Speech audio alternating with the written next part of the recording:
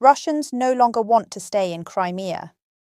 A quiet panic is spreading across the peninsula, and the exodus has already begun. Following the successive attacks carried out between June 19th and June 21st, residents rushed to pack their belongings and leave as quickly as possible. Recent scenes from Crimea tell the story better than any headline. Russian citizens crowding train stations in an attempt to escape are openly questioning why they are even there. One frustrated traveller summed up the mood perfectly. "God, why am I here? I want to go back to Moscow. I want to go back to Moscow." The reason is simple. Following the latest attacks, the Kerch Bridge was once again closed to traffic for several hours. 4 S-400 radar installations responsible for protecting the bridge, along with 2 Pantsir air defense systems, were successfully struck. The attack may have left Russia with a very limited operational window to safely use Crimea's most important transportation artery. In the aftermath, civilians were forced to wait as long as 9 hours for the bridge to reopen. More than 700 vehicles formed massive queues while attempting to travel from Crimea toward mainland Russia in the direction of Krasnodar. Reports claim that waiting times at manual inspection points exceeded 2 hours. In other words, Russians were panicked enough to endure endless hours on the road simply to flee Crimea for Krasnodar. Ferry services are also being cancelled one after another. During this period, 3 maritime vessels, including the Pantsir ferry, were reportedly attacked. These ferries are among the vessels responsible for transporting military ammunition and supplies into Crimea, particularly missiles and launch containers for S-300 and S-400 air defense systems. As a result, sea routes out of the peninsula are also being shut down. Yet despite exit routes closing one after another, Russians have no desire to remain in Crimea because they can see that Putin's so-called unsinkable ship is taking on water. And it is difficult to blame them. The war Putin has stubbornly continued has spilled deep into Crimea in recent days, causing energy facilities, strategic fuel depots, and gas infrastructure to begin collapsing. The peninsula is slowly sinking into darkness. Fuel supplies are running low, and Crimea is becoming increasingly isolated from mainland Russia. Over the last 3 nights, that isolation reached an entirely new and potentially irreversible level. Ukraine struck Crimea's lifelines simultaneously. The first wave began on June 19th and penetrated deep into the peninsula's energy infrastructure. The Hlibivsky underground natural gas storage facility on the Tarkankut Peninsula was attacked. This facility serves as a critical node that maintains pressure throughout Crimea's gas network and balances seasonal consumption. Striking it directly weakened the peninsula's gas transport capacity. 4 gas compressor stations across Crimea were hit one after another, reducing pressure throughout the network. Without these stations, gas cannot reach end users. A locomotive in Rozdolny was disabled, disrupting railway resupply operations inside the peninsula. Meanwhile, the Rapani coastal surveillance radar station in Kamyansky was destroyed, creating another gap in Russia's maritime and air awareness network around Crimea. The first night was quiet but devastating. It targeted the invisible yet indispensable components of the energy system. On the second night, the attacks shifted toward the visible face of Crimea's energy backbone. Around 11 p.m. on June 20th, eyewitnesses reported hearing drones overhead. Moments later, Russian air defense fire shattered the silence of the night. Minutes after that, a powerful explosion rocked Simferopol. The target was the 470-megawatt Tavria thermal power plant, the massive facility Russia commissioned in 2019 to secure Crimea's energy independence. NASA firm's satellite data detected thermal anomalies consistent with a major fire at the site, while thick black smoke rose over Strohanivka. During the following 2 hours, explosions spread across the peninsula. Reports emerged from every direction, from Simferopol to Sevastopol, and witnesses described the smell of smoke hanging in the air. The Zhuravlivka gas distribution station near Sevastopol, connected to the Jankoy-Simferopol pipeline and responsible for supplying nearby settlements, was struck. The Feodosia fuel and liquefied gas storage terminal was also targeted and caught fire. The highway bridge across the Hennichesk Strait was attacked as well. This bridge served as a critical crossing point for transporting personnel and materials between Crimea and Russian forces operating in southern Ukraine. Striking it directly disrupted the southern supply line. Unlike the first night, the second night focused on large and highly visible targets, and power outages began spreading across the peninsula. The third night delivered the heaviest blow. On June 21st, Ukrainian drones descended on Crimea in swarms, and this time the target was Kerch, the heart of the peninsula's fuel logistics network. The TES Terminal 1 petroleum products and liquefied gas terminal at Kerch port was struck. Fuel tanks believed to be full erupted into flames, triggering a massive fire. The industrial area of Kerch Maritime Port was targeted. Positions belonging to the 630th Railway Battalion attached to the 39th Railway Brigade were struck. Multiple S-400 radar components and Pantsir systems, including the air defence facility at Korotne, were destroyed. Yet the most remarkable aspect of the operation was its simultaneity. At exactly the same time, Port Kavkaz on the Russian side of the bridge was targeted as well. This port in the Krasnodar region had been providing alternative supply routes through ferry traffic. Whenever the Crimea bridge became restricted, it served as a backup. Ukraine effectively closed the exits by striking fuel infrastructure on both sides of the bridge simultaneously. A drone attack targeted the Pantsir ferry, forcing the suspension of ferry services. At least 10 additional explosions echoed through the night from the Sea of Azov direction near Kerch, and traffic across the Crimea bridge was halted for hours. When the results of all 3 nights were examined together, the scale of the operation became clear. Zelenskyy announced that the attacks struck targets approximately 300 kilometers from the front line. He described them as long-range sanctions and stated, "Russia only understands power, and our long-range power serves peace." Russia understood that power because the consequences were felt by every Russian soldier and every civilian living in Crimea. Approximately 60,000 Russian troops are deployed on the peninsula, and this entire force depends on external supply lines. A modern military cannot function without fuel. Tanks and armoured vehicles cannot move. Artillery batteries cannot reposition. Logistics trucks cannot transport ammunition. But fuel is not only needed for vehicles. Every military base, command centre, and radar station in Crimea depends on generators, and those generators consume diesel. S-400 radar systems require uninterrupted power. If the radar goes dark, air defence becomes blind. Communications networks, drone control centres, and intelligence monitoring systems all rely on electricity. After 3 nights of strikes, the main fuel arteries had been severed, and diesel needed to power generators became increasingly scarce. The result was a combined crisis. Vehicles immobilised, radars threatened, and the command and control chain weakening. The destruction of 4 S-400 radar systems and 2 Pantsir units opened serious gaps in Crimea's air shield, creating a vicious cycle. As defences weaken, each subsequent Ukrainian strike becomes easier to execute. The situation facing the Black Sea Fleet is equally serious.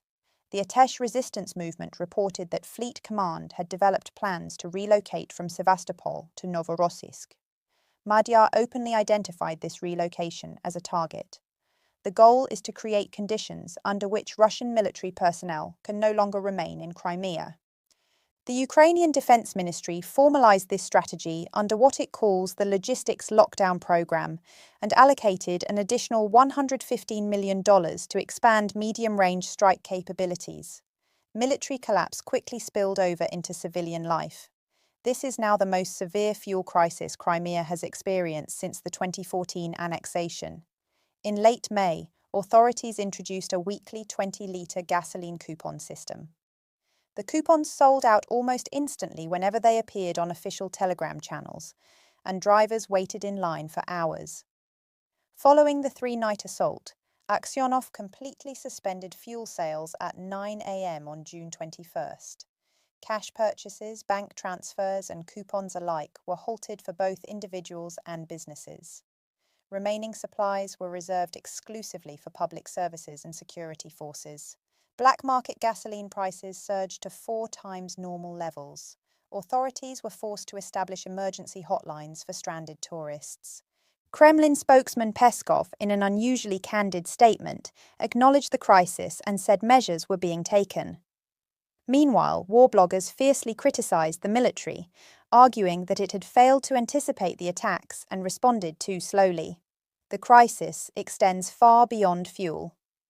After the strike on the Tavria thermal power plant, outages began spreading across northwestern, central and southern coastal electricity zones.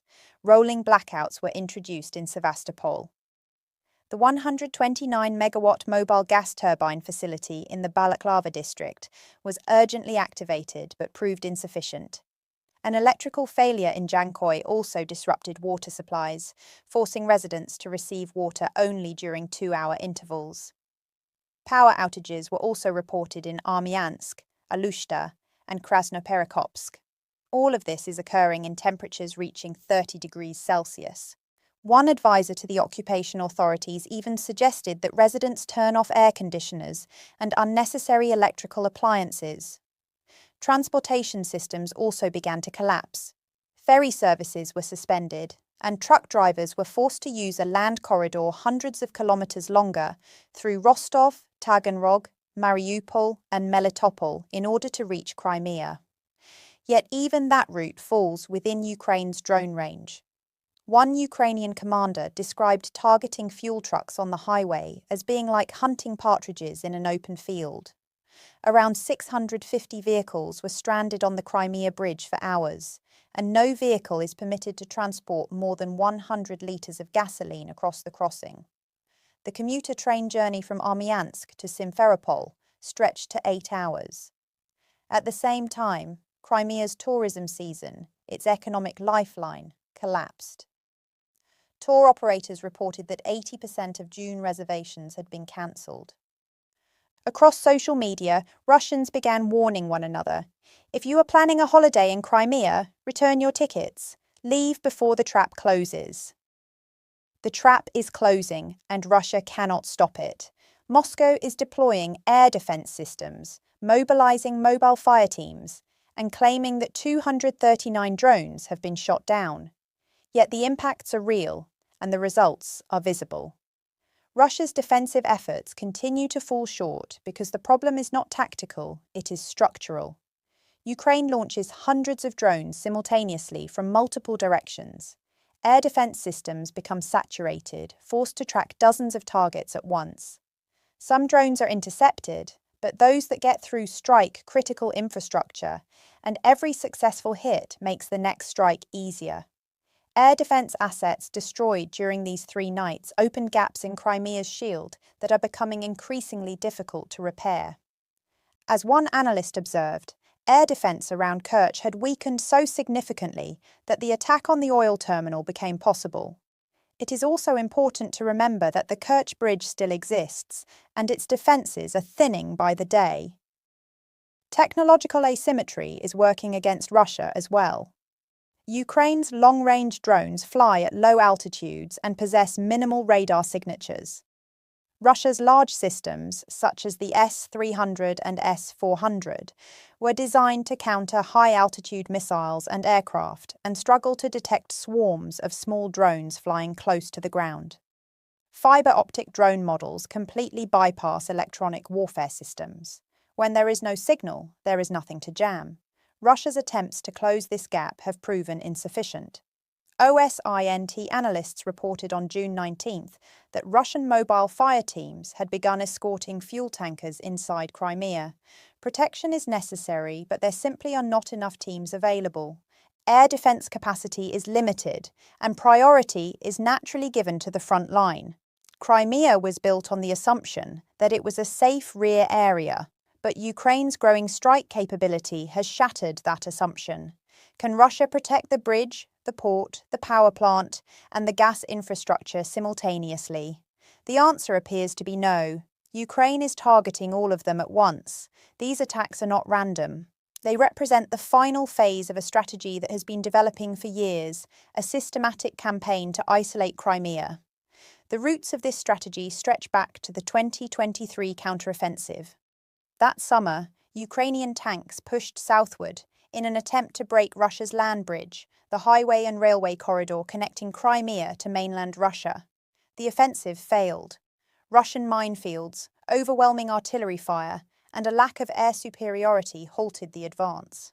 But in 2026, the situation changed. Drones are accomplishing what tanks could not. According to analysis from the Kyiv Post, Ukraine is rendering the land bridge unusable through drone warfare rather than physically severing it. Former commander of US Army Europe, General Ben Hodges, summarized the strategy clearly. First, isolate the peninsula, cut the road to Jankoy, and destroy the bridge. Then make it impossible for Russian forces to remain. That isolation is advancing across 3 dimensions. At sea, Ukraine's unmanned naval vehicles have been operating around Crimea since 2023. Roughly 30% of the Black Sea Fleet has been sunk or severely damaged, forcing the remainder to shelter in Novorossiysk. Ferry traffic through the Kerch Strait remains under constant threat, and with the Pantsir ferry struck, even the last relatively safe maritime route has come under pressure. On land, the AOV battalion claims to have effectively taken control of highways in southern Ukraine through drone operations. The land corridor has become a road lined with burning fuel trucks. In the air, Ukraine's systematic attacks on air defense assets continue thinning Crimea's shield, and every successful strike creates opportunities for the next one. Even the Crimea Bridge itself is gradually deteriorating. In October 2022, a truck bomb collapsed 2 sections of the bridge and required months of repairs.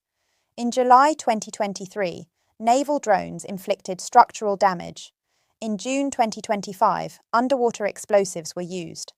In 2026, heavy vehicle traffic across the bridge was banned, and fuel transport was suspended for security reasons. The bridge still stands, but its capacity diminishes with every attack. Putin inaugurated the bridge in 2018 as a symbol that would connect Crimea to Russia forever. Today, that same symbol increasingly represents Russia's declining ability to hold the peninsula. Defense Minister Fedorov summarized the concept behind the logistics lockdown program with a simple statement: "The enemy will not feel safe even far from the front." The emergence of next-generation AI-guided drones makes this formula even more devastating. In the final stage of targeting, artificial intelligence takes control, locking onto objectives regardless of electronic warfare or signal interference. Crimea's isolation is no longer a plan, it is a process, and that process is accelerating. The individual who explains it best is the commander overseeing it. Ukrainian Unmanned Systems Forces Commander Madiyar offered not a prophecy but a declaration of intent. Crimea will destroy Moscow. Putin will hold Crimea until the very end because it remains Russia's greatest war prize. Yet according to Madiyar, that obsession itself is the trap. Every resource devoted to holding Crimea is a resource removed from the front. Every repair weakens another defensive position. Every passing day increases Crimea's cost while reducing its strategic value. In Madiyar's words, things will never return to the way they once were. The more resources Russia spends, the heavier the eventual collapse will become. Putin once described Crimea as an unsinkable aircraft carrier. Today, that aircraft carrier is running out of fuel, and on the Russian side, the first signs of panic are beginning to appear. Among pro-war Z-bloggers, Madiyar's statement about launching 5,000 drones per day beginning July 1st triggered shockwaves. One blogger summarized the situation bluntly. "They are going to blockade Crimea, and they want to cut Donetsk too. They want to blockade all roads from the air. Right now, they are testing the pulse." This panic is not merely military, it is psychological.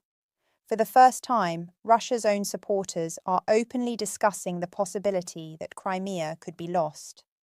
Kremlin propagandist Alexander Kots described the situation as gloomy, and beneath his words was a warning directed at the Kremlin itself. The current defense strategy is failing. War bloggers sharply criticized the military for failing to anticipate the attacks and for responding too slowly. Criticism is no longer coming from the opposition. It is coming from the regime's own supporters. Madhyar concluded with a chilling statement: Crimea will destroy Moscow. Hidden beneath that phrase is a psychological breaking point. Dictatorships often collapse suddenly. Today, Moscow's grip on Crimea appears increasingly fragile. He also addressed Ukrainians living in occupied territories, advising them to stay away from military facilities. These remarks reveal that Ukraine's Crimea strategy possesses not only a military dimension, but a psychological one as well. The objective is not necessarily to physically capture the peninsula. The objective is to make holding it unbearable for Russia.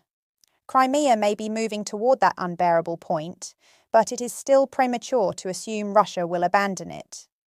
The likelihood of Putin voluntarily giving up Crimea remains close to zero because losing the peninsula would represent not only a military defeat, but a political earthquake capable of threatening the regime itself. Russia understands this, and adaptation efforts continue. New railway lines are being constructed through occupied southern Ukraine. Alternative supply routes through Rostov, Mariupol, and Melitopol are being expanded.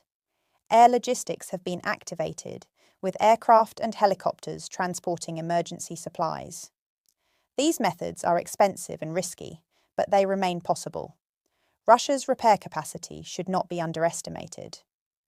The Kerch Bridge remains standing despite 3 major attacks since 2022 and has reopened to traffic every time. Crimea's complete isolation has not yet occurred. Ukraine is advancing step by step, but Russia is responding to every step as well. Ukraine's ability to sustain this campaign must also be examined. Every drone operation requires intelligence, planning, and resources.